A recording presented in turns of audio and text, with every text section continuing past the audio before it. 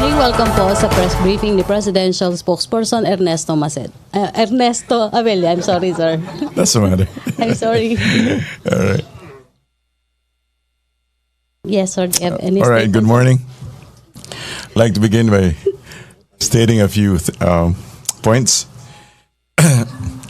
We'd like to make reference to people's concerns about martial law. There is no need to worry about martial law. As President Rodrigo Roa Duterte has said, I want to make specific changes without having to do martial law. Pangalawa po, it's about the coming FM burial. There is no definite date as of now. And the only ceremonies that are certain is that he will be accorded ceremonies fitting a president.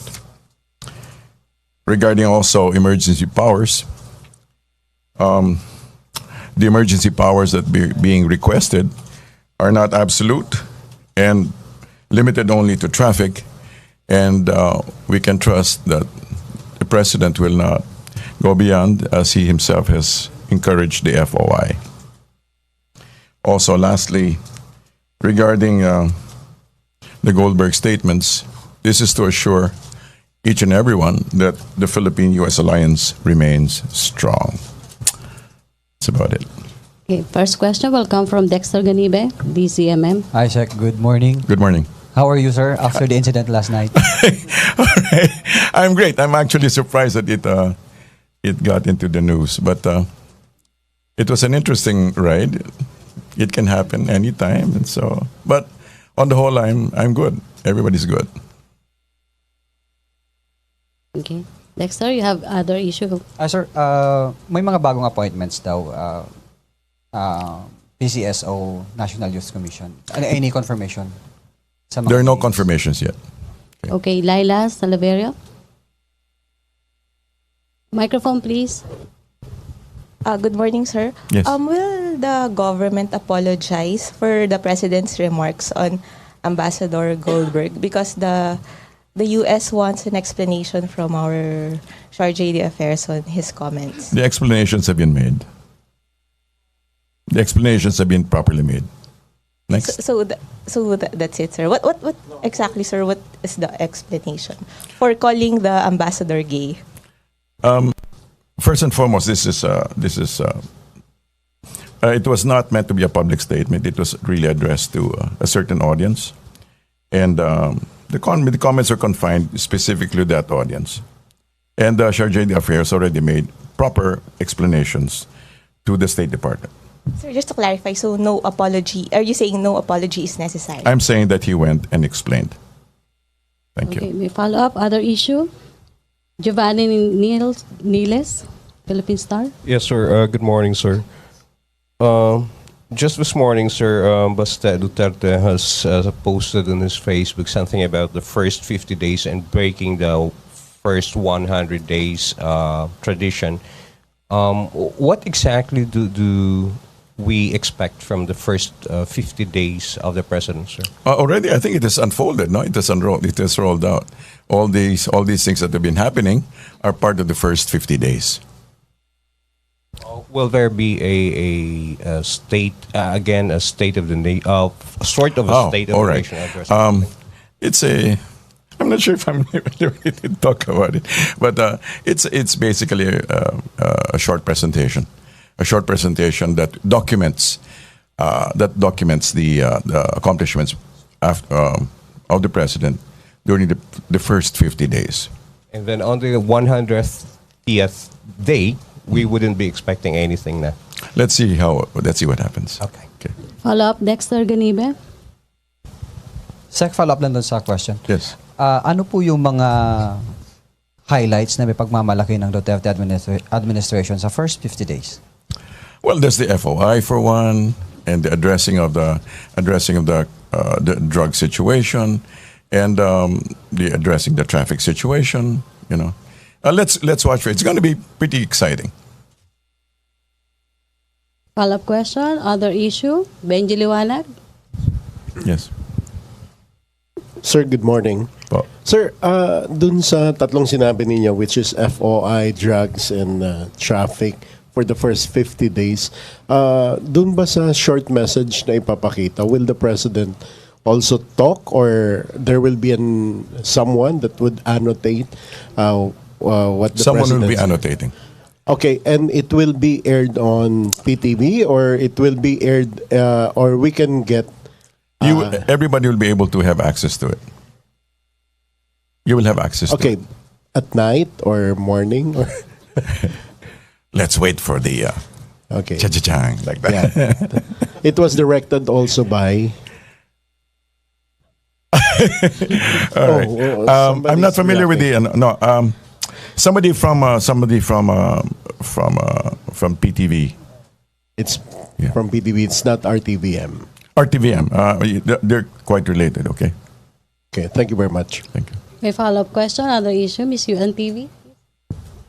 Good morning, sir. Sir, tanong lang po namin regarding po dun sa listahan ng mga LGU officials with untainted reputation with Yes. regards to illegal drugs, sir. Pwede po malaman kung saan po ito nakabase, and meron po bang gagawin na special o privilege na ibibigay para sa kanila, or any incentives dahil nakabilang sila doon, at nasa ilan po ito, sir? First and foremost, I doubt if there'll be any incentives given for doing what was their job anyway, or for not doing what they ought not to have been doing. So, but basically, the list is going to be based on intelligence reports, and which have been duly validated. Mas mauuna po ba itong i-release kesa dun sa second list po ng narco list? Hindi ko po sigurado yan. Follow-up question about drugs? Other issue? About drugs, no more? Other issue? Drugs. Okay, Benji Liwanag? Sir, on drugs again, but this time for the Philippine National Police and the Armed Forces of the Philippines, palagi pong sinasabi ng Pangulo na tataas na yung sweldo nung matatanggap na nila, which is 40% or Right. something Right. by the PNP, for the PNP and for the military. But ang sabi po ni Secretary Jokno, wala pang pondo for that. May alam po ba kayo? Can you explain to us? I think it was already explained some time ago that it will be incremental. The races will be incremental. Until the end of the year. That would be until I don't know December. if it will be incremental until such time as the campaign promises are fulfilled. Thank you again. Thank you, sir. Follow-up or other issue? Marlon or Alexis? Marlon Ramos? Marlon. Sir, in previous speeches of the president, he is obviously impatient dun sa our tedious judicial process. He was saying na after you file the case against a drug suspect, then magkakaroon ng PI. If that personally would be convicted, it would take probably more than 2 years. Then aakyat pa hanggang Supreme Court. Is the president now suggesting a circumvention, or he wants a shortcut dun sa ating judicial process, considering that he's a lawyer? No, it's not so much. It's not a circumvention so much as a shortening of the process, because considering the fact that already there are 600,000 surrenderies approximately, so he's simply facilitating the whole process by encouraging those who have already been considered as persons of interest to be able to come up and explain themselves. Isn't that dangerous, sir, when you have a president, when you have the highest elected official in the country, the most powerful man in the country, telling the people na masyadong mahaba tong proseso, magkaroon tayo ng shortcut? Simply because from experience, he has known that the process really takes quite some time. And really, we really live in extraordinary times. It's extraordinary. 600,000 people surrendering. Isn't that amazing? So this is where he's coming from. Nobody really knew the depth and width and breadth of the drug situation. And now he's trying to facilitate the whole thing. So I think exactly the opposite. I think we should appreciate the fact that he's calling our attention to it. And it's not, by the way, the accusation simply is to say that, like I said, it's an ample warning saying that your name is on the list and for you to clear. Isn't that dangerous, sir, na nag-shortcut tayo dun sa lawful process? it's not a shortcut. There's no lawful process being shortcut here. He's simply saying that these are persons of interest, and that these persons of interest, considering the depth, the breadth, the width of the problem, should now come and make a proper representation of their situation, of their own personal cases. Considering the fact that the persons of interest being referred to here are coming from all sections of government, all sections. So these are really extraordinary times. And again, like I say, it demands an extraordinary action. So regarding the 600,000 individuals who have yielded to authorities, ano pong ginagawa ng gobyerno sa kanila? Meron po. It will be unrolled in a little while. In a few days, there'll be indications of what's being done. But it is all being addressed. I'm asking that, sir, because several of those personalities, according to their families, were killed after they submitted themselves for investigation sa local police. So I'm sure, again, if you remember right, during the last briefing, the NAPOLCOM has already asked PNP to address these questions, Okay, thank you, to do Marlon. the investigations. Thank you. Thank you, Marlon. Alexis Romero, Philippine Star, to be followed by Ann Josie, and then Philippines, and then Benji Liwanag. Secretary. Hello.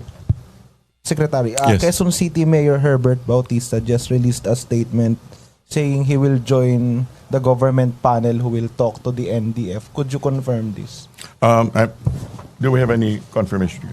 No, we don't have any confirmation regarding that. No confirmation. No confirmation. And in the same statement, he said he's interested to join the panel that will talk to China regarding the South China Sea. What do you Probably say? these are his intentions, but as of now, there are no clear official affirmations. So no confirmation yet whether the president will allow him to join the China team? None. None yet. Thank you. Okay, Anjo? Hi, sir. Yes. So I'll just like to go back to your first statement earlier that there's no need to worry about martial law, sir. So is that an assurance that the president will never declare martial law in his 6-year term? Based on results, based on his past statements, this is what he has said. Okay, that there is no need presently to do so. Thank you. Yeah. Okay, Benji Liwanag? Sir, I'd just like to get some clarification Yes. of the Philippine ambassador to US. Pinatawag siya because of the gay statement or the illegal drugs? No, it was the Charge d'Affaires, no? That was It was yes, sir. All right. The Charge d'Affaires. So, is it with the to clarify illegal drugs? certain statements that the president has said. Yes. Okay, so it's Goldberg and not with illegal drugs. No, this. Yeah, the statements. Yes. Yeah. Okay. Thank you Okay, very thank much. you, sir. Benji. Alexis? Follow up lang dun sa illegal drugs because the president said it's impossible to issue warrants to 600,000 people. That was in response to Chief Justice Sereno's statement.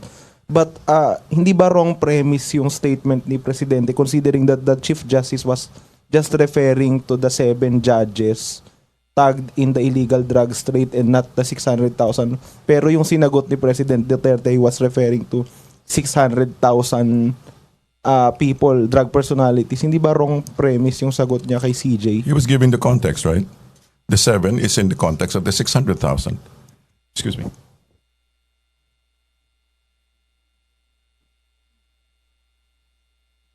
Okay, after magka-question, no more? Ibang issue, okay. After Alexis. I apologize. Okay, Sek. Okay. Yes. Pero Sek, kasi iba naman yung mag-i-issue ka ng warrants against 7 people versus 600,000. So talagang mas mahirap yung 600,000 compared sa 7. Like I said, Mr. Romero, the 7 is in context of the 600,000. So in other words, he's looking at it inclusively. Tama? Pero mas posible mag-issue ng warrant against 7 versus... I suppose so, but it's his call. Okay. Laila? On the Marcos burial, we have a law recognizing the abuses against martial law victims and Yes. providing reparation for them. Isn't the palace concerned that the burial of the late dictator at the Libingan ng mga Bayani will dilute the essence of this law? Of the law. Yes. Okay. Well, as far as the burial is concerned, from PRRD's perspective and his basis is the fact that FM was a past president, and that is what is being given consideration for. So it does not have any reference to other. He's not making any reference to the dilution of any law. But sir, how will the palace address the implication of the burial, like the possible distortion or whitewashing of history? Those are okay. First and foremost, those are two different levels. We're talking about historical perspectives and talking about something that is being done based on a presidential decision based on law. So they're not necessarily contradictory. Not necessarily contradictory as far as PRRD is concerned. So how is the palace now taking suggestions to change the name of the cemetery to, more accurately reflect what will happen? At iba pa? No, let's put it this way. We're all going through certain times, interesting times, as they would say. So we just have to take it step by step. Okay, thank you. No more questions. Yes. Raymond Tinasa, Bombo Radyo.